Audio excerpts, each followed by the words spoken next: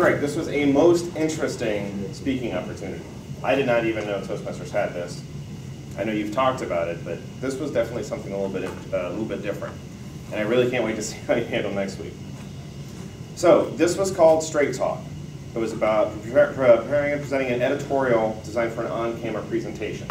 Okay. The requirements were the news events, current issue. What was the issue? Being father of the bride. What does it mean to be the father of the bride? What sort of pressure is on you? Apparently not very much. Because your reaction, how was it presented? What was your reaction to it?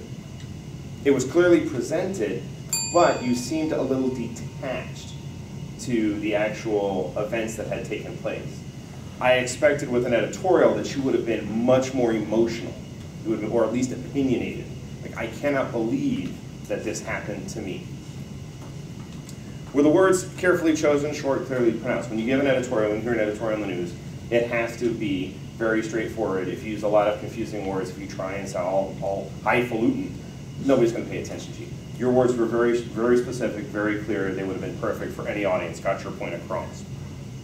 Did you relate convincingly to the television camera? Obviously, that's our camera there.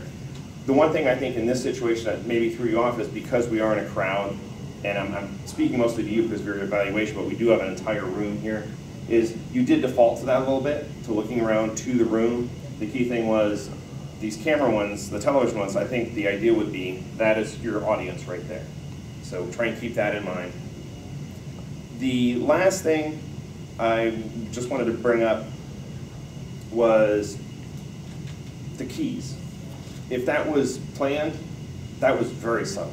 I don't think anybody expected it. If it wasn't planned, think about that for next time.